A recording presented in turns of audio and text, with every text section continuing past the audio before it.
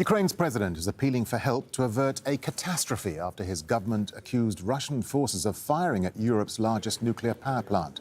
Volodymyr Zelensky says an explosion would spell, quote, the end for Europe.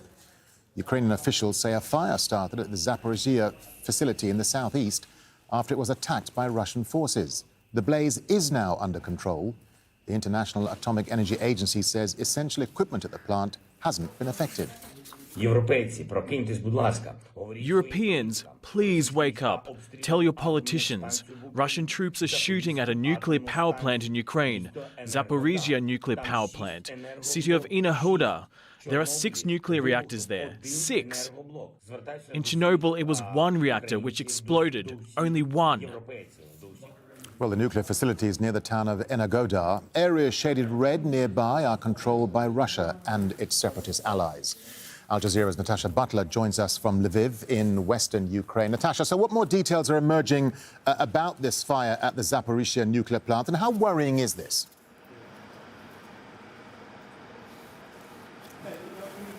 Well, what we understand from Ukrainian authorities is that that fire has now been put under control by firefighters, but only after a very long and difficult night. Now, what happened was in the early hours of the morning here in Ukraine, there was a Russian attack on what we understand was a generating unit within this power plant. And then Ukrainian firefighters were trying to get close enough to the plant to put out a huge blaze that had broken out, but they were unable to do so at first because Ukrainian officials say that they were being shot at by Russian troops. They did eventually manage to get close enough. That blaze has now been put out. We understand that the site is secure, but of course there has been global condemnation for this. We've heard from world leaders, including the US President, Joe Biden, Boris Johnson, the Prime Minister of the UK, but of course the Ukrainian President Volodymyr Zelensky accusing Russia of using nuclear terror, saying that if anything was to happen to that power plant, we could be looking at effectively something which would strike at the whole of Europe and not just Ukraine and cause devastation. The Ukrainian foreign minister warning that if there was to be a radiation leak from that power plant, which is Europe's largest, it could be 10 times worse than the Chernobyl disaster. Yeah, Natasha, and away from that incident, what more do we know about this huge Russian convoy that's still heading towards Kyiv but doesn't seem to be moving?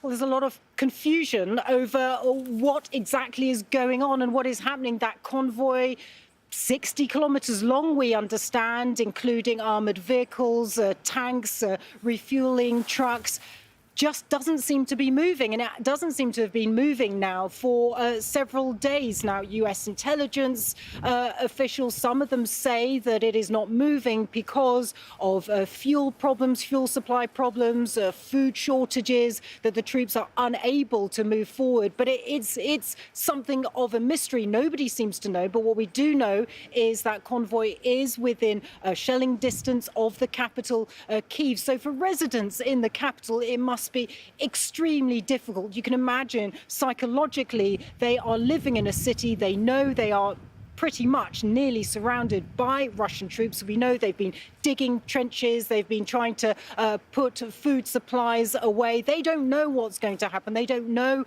what the intentions are of that convoy. Will it move in? Very difficult times for the people in the capital. And just a final thought, Natasha, just bring us up to date with the latest in Mariupol and any other important locations across the country in terms of the military picture on the ground. Sure, well, a very, across Ukraine, another very frightening, difficult night for people in many parts of the country, particularly in those parts of the country that are where fighting has really intensified in the south, in the east. Mariupol, you've mentioned it there. That key strategic port on the Sea of Azov. Well, residents there and the Ukrainian officials are saying it is effectively a city under siege, Russian shelling continuing there. We've heard also that water, electricity, heating has all been cut there. We are in the winter here in Ukraine. It would be extremely difficult, extremely cold, people huddled in basements. And then in other places, the city of Kherson, on the Black Sea, another port that was taken by Russian troops on Thursday. We also understand there that vital supplies have been cut, that they are running out of medical supplies, that they are running out of food. And that shelling continues in Kharkiv, the center of that city, absolutely decimated in rubble. People there are effectively trapped. And that is why on Thursday, Ukrainian and Russian officials in talks, well, they certainly didn't come to any conclusions about how to come to the end of this conflict. But what they did agree on, at least, was possibly establishing humanitarian corridors that could evacuate civilians from some of these key areas or get in key supplies. Those are in desperate need because this is a humanitarian disaster unfolding. Natasha Butler live for us there in Lviv in western Ukraine. Natasha, thank you. Well, Thomas.